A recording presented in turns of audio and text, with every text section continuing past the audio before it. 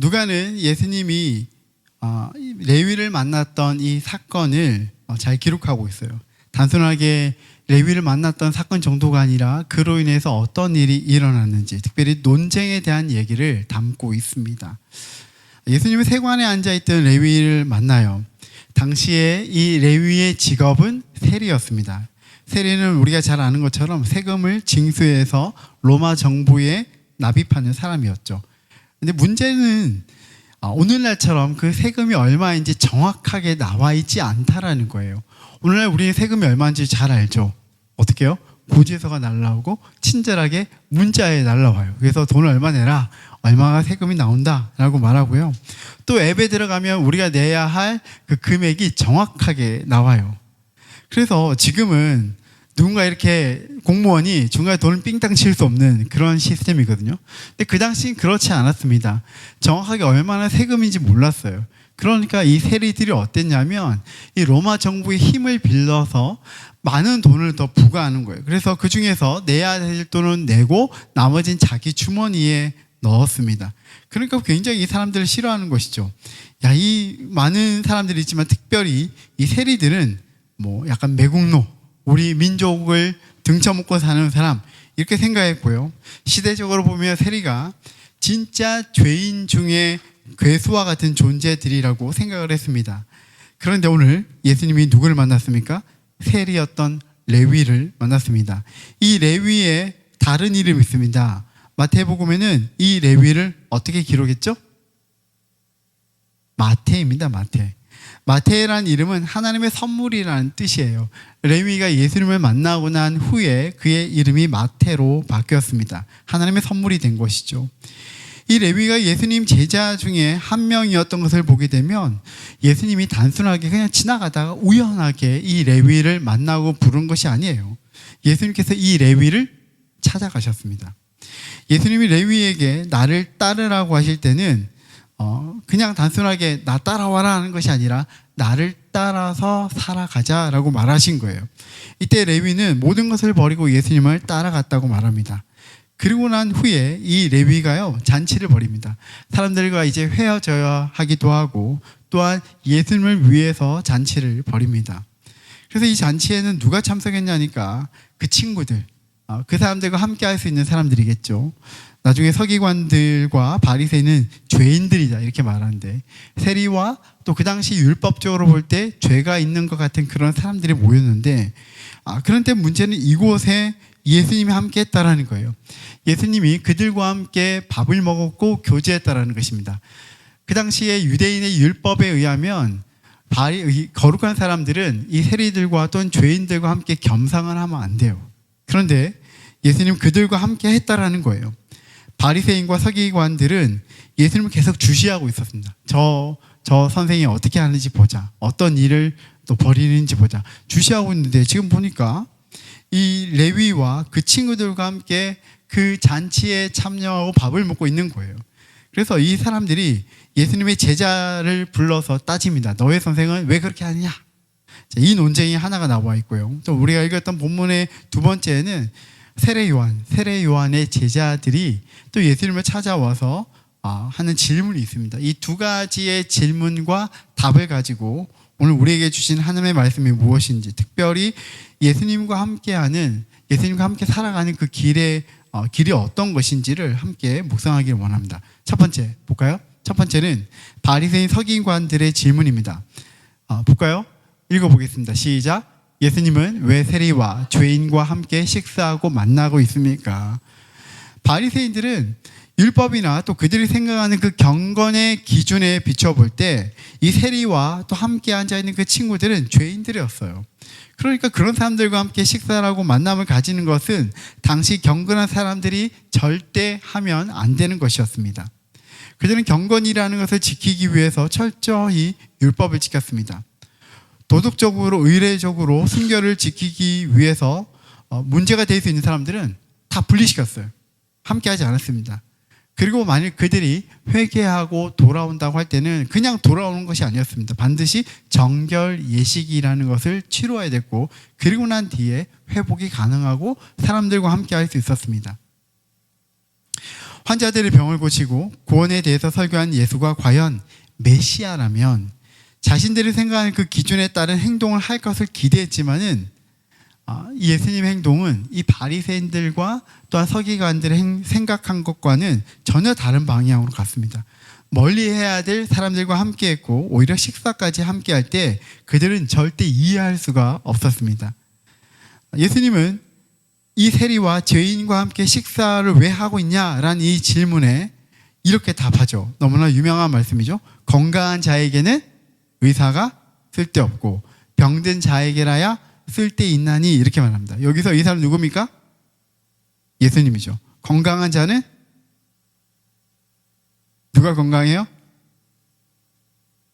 네, 여기서는 스스로 의롭다 여기는 바리새인과 서기관을 말하는 것이죠. 병든 자는 누굽니까? 네, 세리와 함께 있는 그 죄인들이라 말하는 그 사람들이 병든 자를 얘기하는 것이죠. 예수님은 자기 자신을 바라볼 때 의롭다 생각하고 스스로 온전하다 생각하는 사람들을 위해서가 아니라 스스로 생각하기를 자신은 죄인이고 도움이 필요한 자라는 인식을 가진 자들을 위해서 이 땅에 오셨다고 말씀하고 있습니다. 율법이라는 것은 원래 하나님의 뜻이었죠. 하나님의 말씀이었습니다. 그 말씀의 기준에 보게 되면 그 말씀의 기준 가운데 우리의 삶을 보면 어때요? 죄가 드러나요. 절대적으로 우리는 그 말씀을 잘 지켜 행할 수가 없잖아요. 나 외에 다른 신을 믿지 말라. 널 위해서 다른 우상을 두지 말라. 여러분 잘 지켜왔습니까? 네, 너무 부끄럽죠. 그 10계명만 보더라도 그 말씀의 딱 기준에 보게 되면 우리의 죄가 드러나고 우리가 온전히 못함이 드러나는 것이죠. 이 말씀에는 하나님의 의의가 무엇인지 나타나 있고 그 의의 기준에서 우리가 어떻게 살고 있는지를 보여줘요. 그러니까 우리가 온전치 못한 것, 우리가 죄인인 것이 드러날 수밖에 없죠. 어떻게 해결합니까? 구약시대에는 일시적으로 율법을 지키고 제사에 의해서 그 죄에 대한 문제를 해결했습니다. 그러나 성경은 계속해서 말하고 있죠. 이제 곧 완전하게 해결할 방법이 오게 될 것이다. 그 완전한 방법은 무엇입니까? 예수님이죠. 예수님께서 십자가에서 죽으시고 부활하시고 생명을 주시는 것이죠. 예수님은 마침내 사람들의 그 드러난 죄의 문제를 해결하시기 위해서 이 땅에 오셨습니다. 율법의 기준으로 보게 되면 죄로부터 자유로운 사람은 이 세상 그 어디에도 없습니다. 하지 말아야 될 것들, 해야 될 것, 또 하나님과의 어떤 관계, 성경에 보면 이런 것들이 나와 있는데요. 이런 기준에서 보게 되면 이 땅에 죄가 없는 사람은 아무도 없다라고 로마서 3장에 나와 있습니다. 그런데 이 죄와 그 또 자신이 죄인이라는 그것을 깨닫긴 하지만은 감히 어떻게 해결할 수 없는 사람들이 있습니다. 자기에게 죄가 있는 걸 알아요. 그리고 그 죄를 어떻게 하면 쉽게 될 것이라는 것도 알아요. 그러나 그렇게 결단하지 못하고 살아가지 못하는 사람들이 있습니다. 여러분 세리를 볼까요? 세리는 자신의 문제를 몰랐을까요? 알죠. 사람들이 욕하는 것 알죠. 이 사람들도 유대인이었기 때문에 율법을 알아요. 그리고 그 율법과 사람들의 시선 속에서 자기가 잘못된 것인 줄 알아요. 말씀의 기준에도 잘못된 것인 줄 알아요. 그런데 어떻게 합니까? 어떻게 해야 될지 모르는 거예요. 그래서 내가 이걸 다 벗어버리고 던져버리고 그럼 내가 선한 사람으로 살아갈까? 그렇게 생각하니까 뭔가 손해보는 것이죠. 당장 내 주머니에 돈이 들어왔는데 내가 그렇게 정당하게 살아가면은 당장 돈이 없는 거예요. 근데 그 돈을 버리는 것은, 그 욕심을 버리는 것은 너무나 어려운 것이죠. 저는 그 시대의 율법의 기준에서 말하는 그 죄인들이 몰라서 계속 그대로 머물러 있는 것이 아니라 진퇴양난인 거예요. 돌아가기도 어렵고 또한 내 것을 뭔가 포기하기도 어려웠던 것이죠. 저는 레위가 바로 그런 사람들 중에 한 명이었다고 생각합니다. 여러분 생각해 볼까요? 누군가 한 명이 질병을 얻게 되었습니다. 질병이 생겼습니다. 그 환자의 입장에서는 자신이 아픈 것도 알아요. 힘든 것도 알아요. 낫기를 원해요. 문제는 스스로 해결할 수 없다라는 거예요. 그렇잖아요, 여러분. 스스로 해결할 수가 없어요. 그러니까 어떻게 합니까? 병원에 가고 의사를 만납니다. 예수님은 이렇게 말하고 있는 거예요. 환자가 의사에게 필요하듯이 오늘 현재 자신의 죄를 알고도 있고 깨닫고도 있는데 어찌할 수 없는 사람들, 어떻게 해야 될지 모르는 그 사람들을 위해서 왔다고 말씀하고 있습니다. 여기에 예수님께서 말씀하신 이 환자는 단순하게 믿음이 없는 것만 말하지 않습니다. 예수님께서 이 땅에 오셔서 우리를 치유하시고 온전케 하시는 그 일은 단순하게 믿음과 구원의 측면만 말하고 있는 것은 아닙니다. 눈에 보이는 경중한 질병 그리고 육체적인 고통 가운데 있는 사람들도 함께 말하고 있는 거예요. 의사가 질병으로 고통받고 있는 자에게 꼭 필요한 존재여서 의사가 환자를 치료하는 것 같이 우리 주님도 스스로 자신의 죄와 이 인생의 문제를 어떻게 해결할 수 없는 그 사람들을 위해서 치료자로 오셨다고 말합니다. 의사였던 누가, 이 누가는 이 말을 들으면서 귀가 번떡이었을 것입니다. 실제적으로 예수님의 사역을 한번 볼까요? 마태복음 4장 23절을 보게 되면 우리 다 같이 한번 읽어보실까요? 시작. 예수께서 온 갈릴리에 두루 다니사 그들의 회당에서 가르치시며 천국 복음을 전파하시며 백성 중에 모든 병과 모든 약한 것을 고치시니. 자, 여기서 예수님의 그 사역을 딱 정리한 건데요. 세 가지의 동사로 얘기할 수 있습니다. 뭐가 있을까요? 무엇을 하셨죠? 가르치시고 전파하시고 고치셨다. 맞아요. 가르치셨고 전파하셨고 고치셨다 이렇게 말하고 있습니다.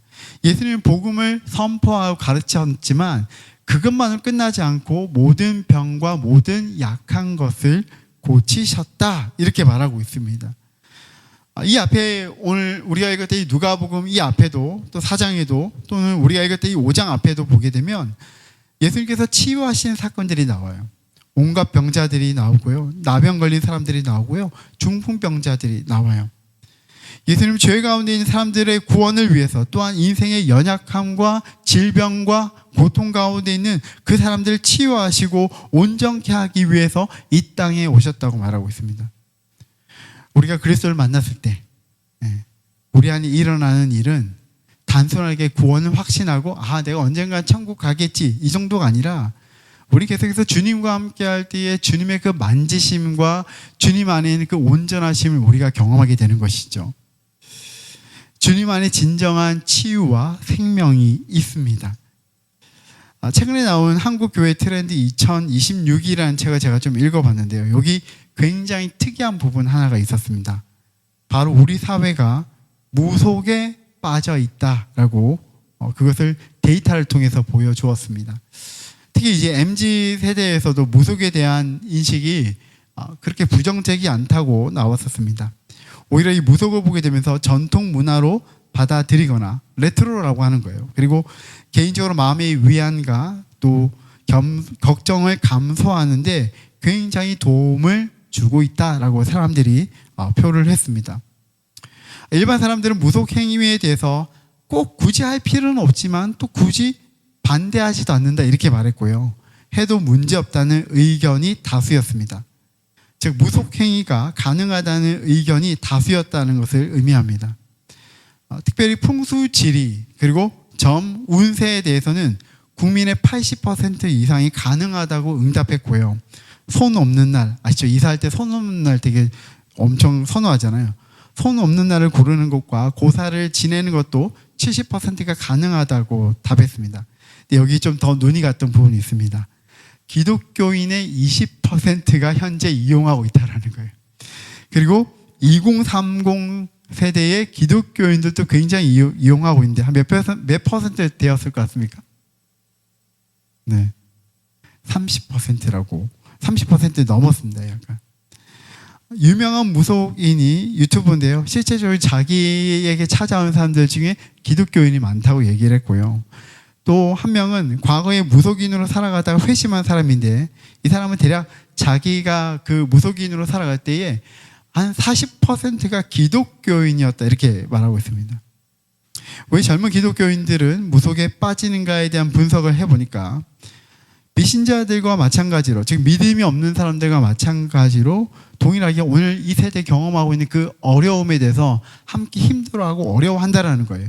그런데 그 어려운 문제들, 예를 들어서 뭐 오늘날 많은 문제가 있는 것 중에 하나가 이제 취업에 대한 문제, 뭐 주거에 대한 문제, 미래가 불확실한 거잖아요. 그런 불확실함과 어려움 때문에 무속에 기대어서 불안감을 해소하고자 하는 마음이 있다, 이렇게 말합니다. 왜 이런 현상이 생겼을까요? 여러 가지 이유 중에 하나가 이런 것이 있었습니다. 교회 안에서는 이런 문제 해결이 어렵다고 생각하는 사람이 많았다라는 거예요. 적지 않은 그리스도인들이 이렇게 말합니다. 교회 안에서 외로움을 느끼고 있다.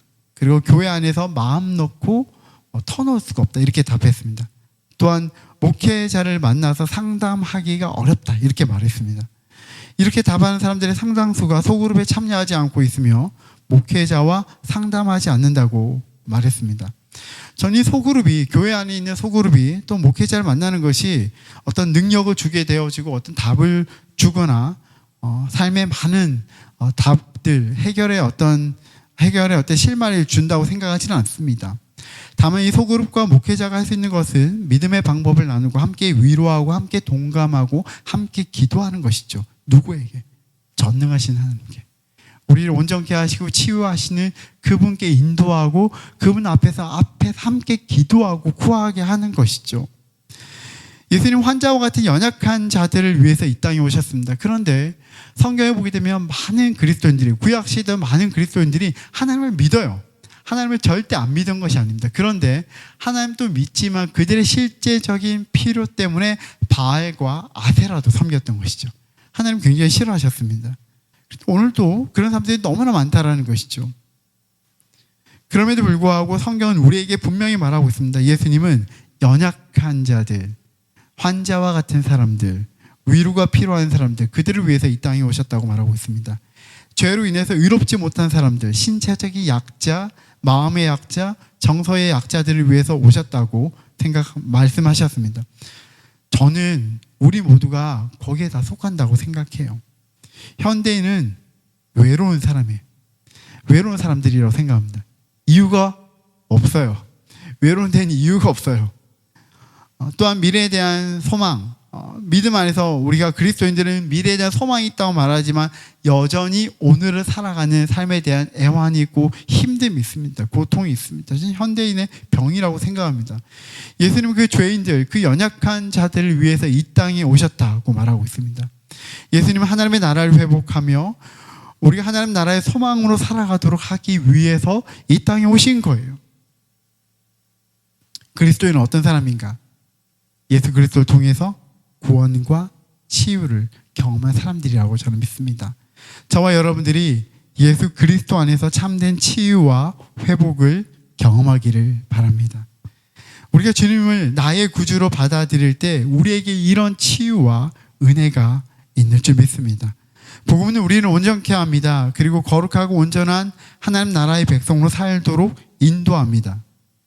또한 그리스도인들은 어떤 사람인가? 더 나아가서 다른 이들이 주님에 의해서 치유되도록 우리를 치유하시고 온전케 하신 것처럼 또 다른 환자들을, 또 다른 연약한 자들을 만지시고 치유하시기 위해서 우리를 부르셨어요. 우리를 섬기도록 하셨습니다. 오늘 우리 사회에는 치유가 많이 필요한 것 같습니다. 고통받는 사람들은 너무나 많고요. 갈 길을 알지 못하는 사람들이 너무나 많습니다. 오늘날 그리스도인들은 이런 시대적 필요와 또한 하나님의 부르심 가운데서 이 일을 해야 되는 것을 절대로 무시하면 안 됩니다. 여러분, 기독교가 한국에 처음에 들어왔을 때 어땠습니까?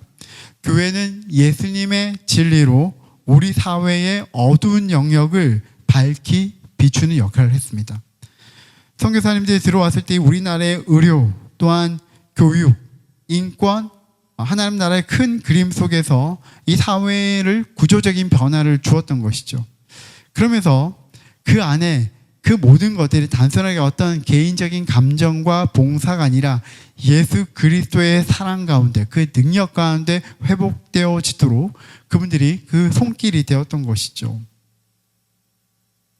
저는 단순하게 우리가 봉사를 하는 사람 정도가 아니라 그리스도를 말미암아서 우리가 변화되어진 우리가 또 그리스도의 사랑을 가지고 오늘 이 사회 속에서 다른 사람들이 변화하도록 하는 그 부르심을 받았다고 믿습니다.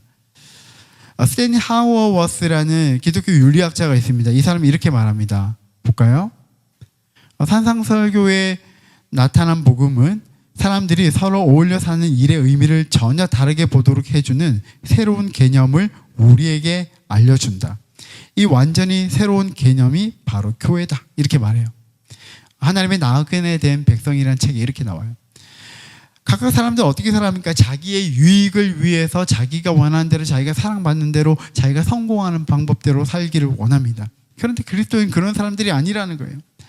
그것이 우리에게 중요하지 않은 것은 아닙니다. 그럼에도 불구하고 우리를 사랑하시고 우리를 온전케 하신 하나님이 어떠한 분인지를 알고, 그리스도가 어떠한 분인지를 알고, 우리에게 주신 그리스도의 은혜가 어떤 것인지를 알고 난 다음에 어떻게 한다고요?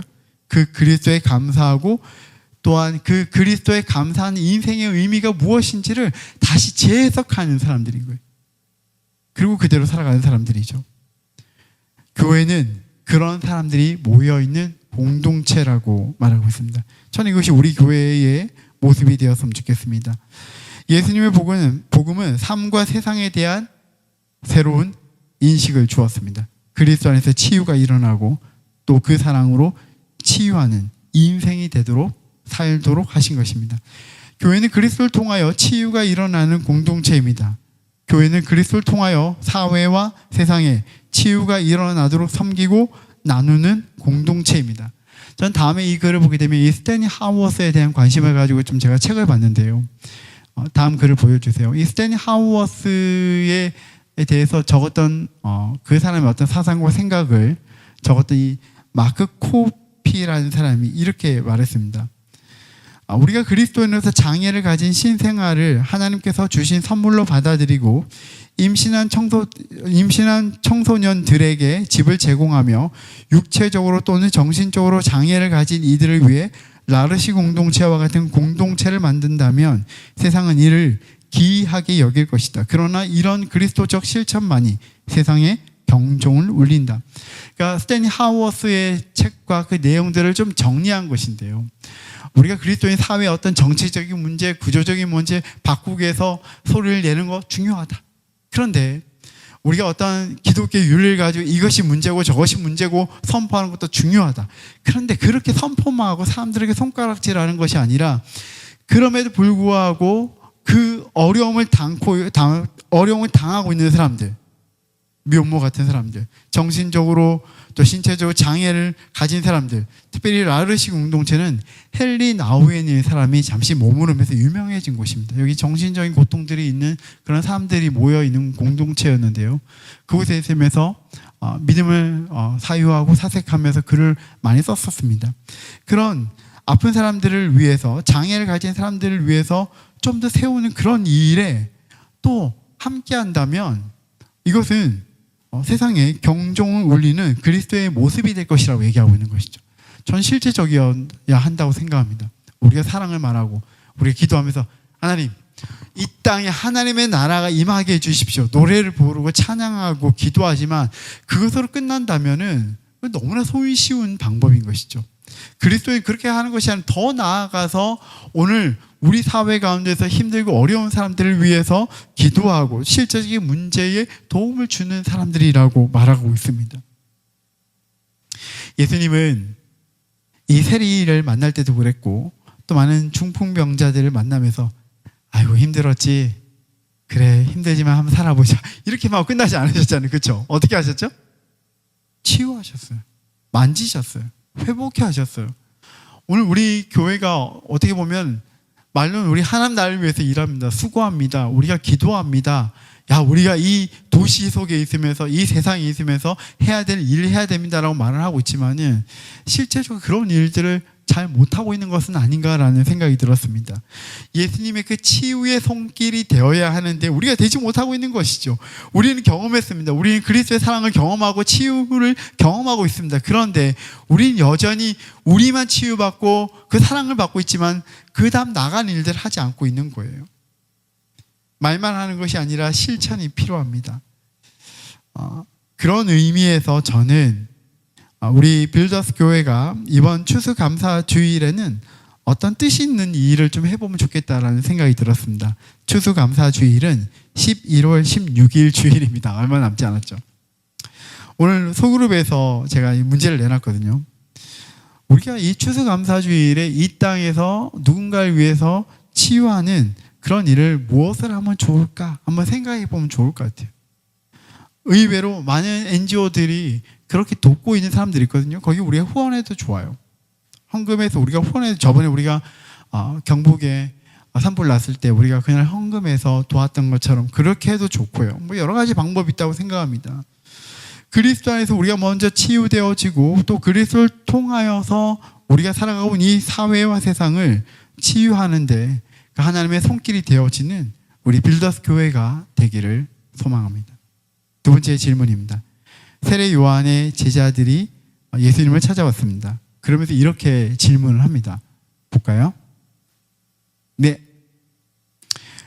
우리는, 다시 읽어보겠습니다. 시작. 우리는 자주 금식하며 기도하는데 왜 당신의 제자들은 왜 그렇게 하지 않습니까? 이거 두 번이나 들어갔네요. 네. 여기 뺐는데 기억이 안 뺐네. 네. 그때 예수님이 이제 세 가지의 비유를 가지고 대답하십니다. 근데 여기에서 예수님은 금식을 부정적으로 여긴 것은 아니에요. 금식을 가볍게 여긴 것도 아닙니다. 다만 그 사람들의 질문에 의해서 뭔가 말씀하시기 위해서 다음과 같은 말을 하고 있습니다. 세 가지인데요. 첫 번째는 무엇입니까? 네, 읽어보겠습니다. 시작. 혼인집 손님들이 신랑과 함께 있을 때 금식하지 않는다라는 거예요. 당시의 혼인 잔치는 일주일 동안 베풀어졌다고 합니다. 힘들겠죠? 힘들겠죠? 한국의 결혼식은 얼마 만에 끝내죠? 20분. 네, 요즘 20분. 요즘 최근에 20분, 30분. 제가 이제 미국에 있을 때는, 결혼식이 한 5시간, 6시간 하더라고요. 진짜 힘들던데. 일주일 동안 이 혼인잔치를 베풀었다라는 거예요. 그러면서 이 일주일 동안은 즐거움의 시간입니다. 요란하고 화려하게 치러지는 것이죠. 혹여나 그 가운데 금식일이 있어도 금식을 하지 못하겠죠. 가장 행복하고 즐거워야 할 혼인잔치에 누가 슬퍼하며 금식하겠습니까? 예수님 메시아로서 이 땅에 오셨습니다. 그의 백성들의 신랑으로 오셨는데 지금이 슬퍼하고 금식할 때인가요? 나를 통해서 일어난 생명의 역사, 새로운 하나님의 나라가 시작되는데 왜 슬퍼하느냐? 그게 말이 되냐? 라고 예수님은 말하고 있는 것이죠. 예수님은 죽으시고 부활하시고 우리의 주님이 되셨습니다. 그리고 우리가 갈 곳을 예비하고 계시고 성령을 우리에게 보내어 주셔서 또한 우리를 위해서 중보하시면서 우리를 선하게 인도하시는 분이라고 말하고 있습니다. 우리가 예수님을 구주로 믿고 주와 동행하는데 계속 우리가 슬퍼한다면, 다시 일어서지 못한다면 과연 우리가 건강하고 온전한 그리스도인이라고 말할 수가 있을까요? 하나님을 만나고 예배하는 그 자리는, 또한 우리 예배는 기쁨의 축제가 되었으면 좋겠습니다. 예수 그리스도의 보혈을 통해서 우리의 죄가 사해지고, 그래서 우리가 죄에 대해서 죽게 되어지고 하나님께 대하여 살게 되어진 역사가 있는 것이죠. 로마서 6장 10절에 11절에 나와 있는 말씀입니다. 우리가 죄에 대해서 무너지고 죄에 대해서 죽고 그리스도를 통하여서 하나님께 대하여 산 자로 여길지어다라고 성경에 말하고 있거든요. 그분과 함께 살아가는 우리의 삶은 기쁨이고 또한 소망이 가득 차야 하는 것 아니겠습니까? 그런 의미에서 그리스도의 제자의 삶은, 그 살아가는 삶은 기쁨의 길이고 소망의 길인 줄 믿습니다. 두 번째 볼까요? 읽어보겠습니다. 시작. 낡은 옷을 고치기 위해서 새 옷을 뜯어서 붙이지 않는다. 한글을 잘 못하는 것 같아요. 뜯어서 디귿입니다. 여러분, 혹시 낡은 옷을 고치기 위해서 새 옷을 사서 고치는 법이 있습니까? 5년 된 패딩 파카가 있는데 뜯어졌어요. 그래서 이거 고치기 위해서 다시 똑같은 브랜드의 패딩을 새로 사가지고 그것을 뜯어가지고 거기에 붙이는 사람이 있어요? 네, 당연히 안 하겠죠. 뭐 그런 거 물어봐 이렇게 생각할지 모르겠습니다. 오히려 지난 옷은 버려야 되는 것이죠. 그리고 새 옷을 입으면 되는 것 아니겠습니까? 예수님을 통해서 새로운 시대가 왔어요. 그런데 예수님을 통한 변화가 아니라 여전히 지난 세대의 방식 가운데 살고 있다면 그건 이상한 것이잖아요. 예수님이 이 땅에 오셨습니다. 그리스도 안에 생명이 있다고 말합니다. 그런데 오늘도 여전히 사람들을 레트로라고 말하고 무속인을 찾아가고 재미로 하는 것이라고 말하면서 오늘의 그 불안감을 거기 해소하려 한다면 그건 문제인 것이죠. 바리새인들이 율법을 지키는 것은 너무 중요합니다. 그런데 새 율법 되시고 새 언약 되신 예수님이 오셨는데 그 예수님은 본체 만체하고 그들이 오랫동안 가져왔던 그 율법의 전통을 가지고 계속 그걸 붙잡고 있다면 그건 문제가 되는 것이죠. 세 번째를 볼까요? 읽어보겠습니다. 새 포도주를 낡은 가죽 부대에 넣지 않는다라는 거예요. 새로운 포도주를 잘 만들어서 숙성했다고 생각해 볼게요. 그런데 오래된 낡고 냄새나는 가죽 부대에 넣어서 먹을 수가 있느냐라고 물어보는 거예요. 여러분, 우리가 오늘 물을 마실 때 플라스틱 병을 한번 생각해 볼게요. 물병을 우리가 사가지고 마셨습니다. 그런데 그 물병이 너무 아까운 거예요. 이 플라스틱 이거 버리면 안 돼. 그래서 막 씻어가지고 한 달 쓰고 두 달 쓰고 세 달 쓸 수 있나요? 그러면 안 돼요. 그건 진짜. 그렇죠? 당시 가죽 부대를 보게 되면 동물의 가죽을 벗겨서 만들었는데요. 이게 오랫동안 사용하게 되면 주름이 잡히고 탄력성을 잃는다고 합니다.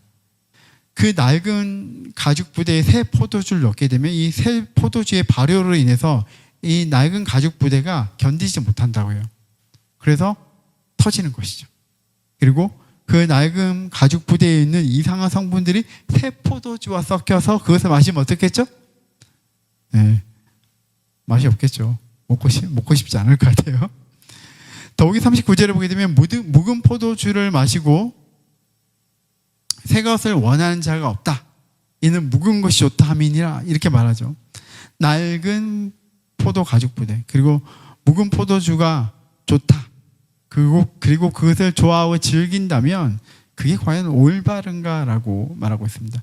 낡고 종교적인 옛 율법 중심 그리고 옛 율법주의에 머무르는 이 바리새인들이나 종교적인 사람들이 이 새로운 언약 대신 예수 그리스도를 온전히 믿지 못하고 따라가지 않는 것에 대해서 경고하고 있는 것이죠.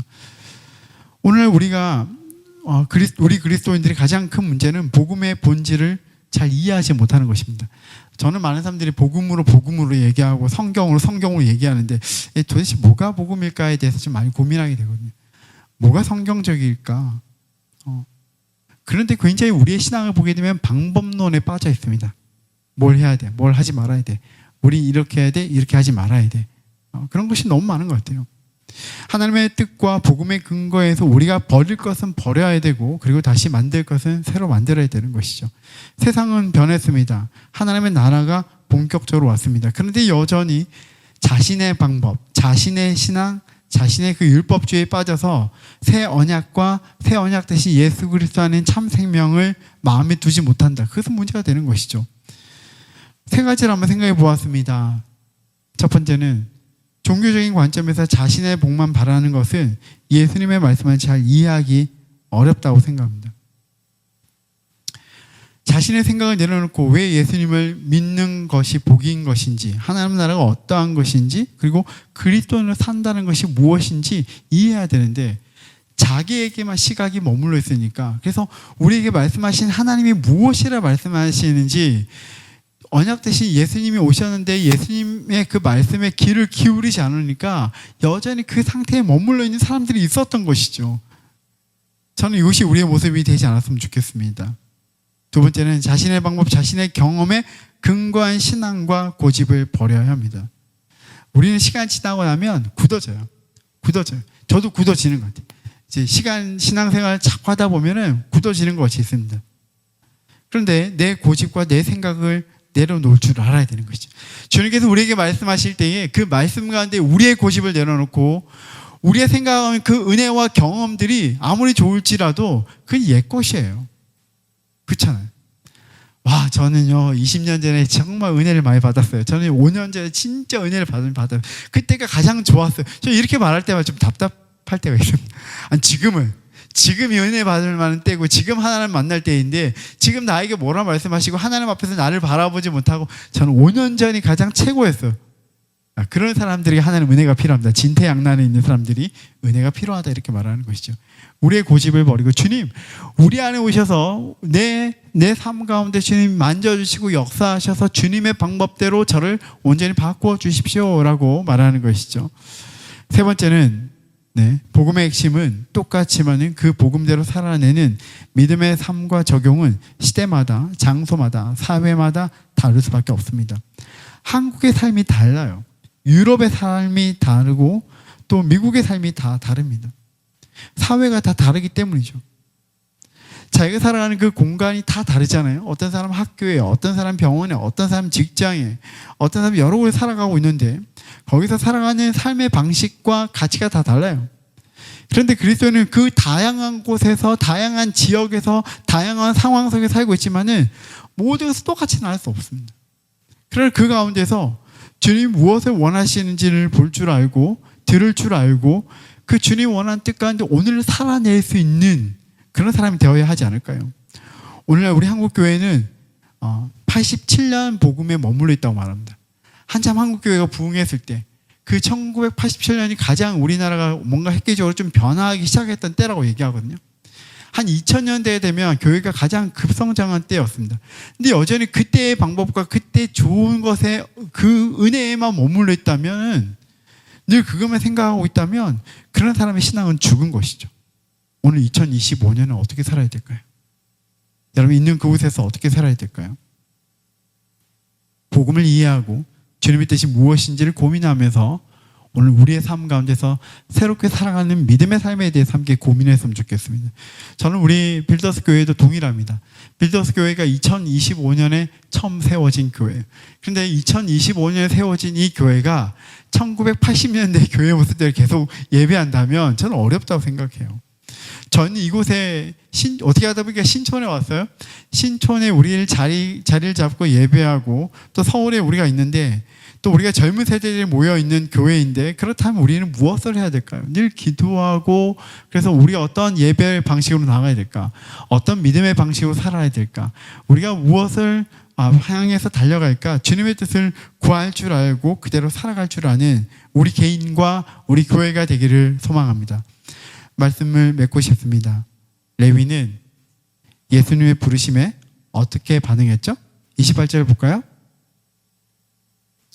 네, 읽어보겠습니다.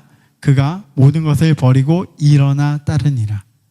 망설임이 없었고 모든 것을 버렸고 주님을 따랐다 이렇게 말하고 있습니다. 여기서 레위가 제자가 될 수 있었던 것은 그의 반응이 더 중요한 것은 아니에요. 사실은 중요한 건 뭐죠? 예수님이 그를 부르신 거죠. 예수님이 그를 불렀던 것이 먼저 우선이죠. 그러나 그것만으로는 다가 아니에요.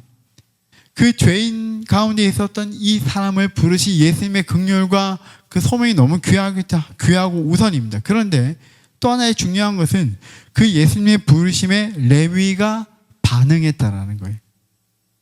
그건 너무 중요한 것이죠. 망설임 없이 따랐다. 그가 잃을 것이 많았음에도 불구하고 모든 것을 버렸다 이렇게 말하죠. 그리고 앞으로 어떻게 살아가야 될지 모르겠는데 그럼에도 불구하고 그 예수님을 따라갔다 이렇게 말하죠. 이 사람이 변화의 어떤 지점이 있잖아요. 참 변화에는 용기가 필요합니다. 주님께서 늘 우리에게 부르시죠.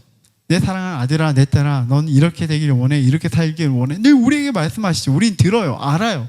그런데 어떻게 하죠? 우리가 잘 반응하지 못해요. 왜요? 그렇게 반응하려면 뭔가 잃어버리는 것이 있습니다. 관계에 어려움이 있고 이미지가 뭔가 좀 안 좋아지거나 여러 가지가 우리는 힘들어요. 돌아설 때 용기가 필요한데 우리가 이 용기가 너무 부족한 것은 아닌가라는 생각이 듭니다. 용기가 필요한 것이죠. 그러면서 이 용기와 함께 이 변화하는 이 가운데서 주님의 뜻이 무엇인지를 늘 구하고 살아가기를 원합니다. 폴 트루니에라는 의사가 있습니다. 이 사람이 모험으로 사는 인생이라는 책을 적었습니다. 본 적 있습니까? 네, 모험으로 사는 인생이. 의사예요. 이 사람이 이 고민을 했습니다. 내가 하나님 뜻대로 살고 싶은데 어떻게 해야 될까? 그런데 나는 현재 이제 병원에서 일을 하고 사람들의 환자들을 고치고 있단 말이에요. 그런데 나는 성교지에 가서 좀 복음을 전하고 하는 그 일들을 하고 싶었다라는 거예요. 계속 고민했습니다. 그러다가 어느 날 이 사람을 묵상하는 가운데서 깨달음을 얻게 된 것이 있습니다. 그것은 하나님의 뜻과 또한 이곳에서 살아가는 그 삶이 절대 다른 것이 아니라는 거예요. 오늘 내가 있는 곳에서 아무 생각 없이 그냥 기계적으로 살아간다면 그것이 모험이 없는 인생이고 주님의 뜻이 전혀 없는 인생이 되는 것이죠. 물론 필드에 나가가지고 해외에 나가가지고 복음을 전하는 것도 너무 중요하지만은 내가 있는 이곳에서 타성에 의해서 살아가지 않고 이곳에서 주님 원하신 대로 내 삶을 바꾸어 간다면 그것이 주님의 뜻이고, 그래서 이 삶을 모험같이 사는 거예요. 나가서 모험하는 것도 중요할 수 있지만 내가 살아가는 이곳에서, 이 학교에서, 내 일터에서 모험으로 살아가는가, 주님의 뜻을 알고 난 뒤에 그 주님의 뜻 가운데에 내가 살아가는가. 누군가의 사랑이 필요하면 내가 뭐 굳이 얘기해야 되겠어, 내가 사랑을 나눠줘야 되겠어, 이런 마음이 들 수 있죠. 그럼에도 불구하고 아무도 하지 않음에도 불구하고 내가 그렇게 나아가면 그게 모험이 되는 것이죠. 오늘 이 교회들 다 힘들고 어려운데 누가 누굴 도와? 이렇게 생각할 수 있죠. 연말쯤 되면은 저는 우리 먼저 운영회를 통해서 좀 논의하고 싶은 것 중에 하나가, 우리도 부족하지만은 우리가 또 많은 교회들부터 지금 후원을 받을 거예요. 그럼에도 불구하고 우리의 재정의 일부를 또 누군가 계속 지속적으로 돕고, 또 우리보다 더 작은 개척교회 너무 많은데 그 개척교회가 처음에 많이는 아니겠지만은 돕는 일을 했으면 좋겠습니다. 그게 모험인 것이죠. 우리 재정도 별로 없는데, 아니에요. 우리가 얼마나 가졌냐가 중요한 것은 아니죠. 주님께서 우리를 어떻게 바라보시고 우리가 어떻게 세워지기를 원하는지를 알 때에 그 사랑을 경험하고 난 뒤에, 그리고 난 다음에 또 다른 사람을 볼 줄 아는 것이죠. 우리가 많은 재정을 들이고 뭔가를 한다면 그것이 때로 모험이 될 수 있죠. 그런데 그것이 주님의 뜻이라면 우리가 모험으로 살아가는 것이죠. 저는 이 교회가 세워지는 것도 모험이었다고 생각해요. 여러분들 모험에 동참하신 사람들이잖아요. 그렇죠? 저는 여러분들 모험에 동참한 사람들이라고 생각합니다. 요즘 시대 누가 개척교회 가서 예배를 드려? 네. 아니, 저도 누가 요즘 이렇게 어려운데 개척을 해? 아까 제가 말했던 교회 트렌드 2026년이라는 그 책에 보게 되면 개척에 대한 얘기도 나오고 청빙도 나오는데, 청빙 이제 교회 담임 목사를 가기 위해서 이력서를 내고 들어가는 거예요. 대부분 사람 청빙을 원하죠. 저도 그렇지만은 여러분들도 어떻게 보면 그렇잖아요. 주님의 뜻을 구하고 그 주님의 뜻 가운데 살아가는 모험을 하기 위해서 저는 이 자리에 온 것이라고 믿습니다. 그 마음이 너무 귀하고 너무 좋아요. 감사드려요. 그런데 그 정도에서만 끝나지 않고 오늘 우리에게 주신 그 사랑을 기억하면서 우리도 오늘 있는 그곳에서 모험으로 살아갈 수 있는 각자가 되었으면 좋겠고, 우리 교회가 되었으면 좋겠습니다. 그 미래에 대한 고민이 있으면은, 미래가 걱정이 되면 우리 사실 아무것도 하지 못해요. 이러니까 못하고 저러니까 못하고, 그럼 우리는 아무것도 못하는 사람들이 될 거예요. 주님의 뜻이 있는데 미래가 걱정되고 이 길대로 따라가는 것이 때로는 두렵지만, 그럼에도 불구하고 주님과 동행하는 그 모험으로, 거룩한 방법으로, 사랑을 나누는 방법으로 살아갈 때 그런 우리를 통해서 주님이 영광 받으시고, 그리고 우리가 생각한 것보다 더 좋은 결과들이 있을 것이라고 저는 믿습니다. 개인으로나 우리 교회로나 그렇게 주님께 우리의 길을 맡겨드리고, 그리고 주님과 동행하는, 그리고 주님과 동행한 그 가운데 주신 은혜와 사랑을 경험하는 우리 모든 사람들이 되었으면 좋겠습니다.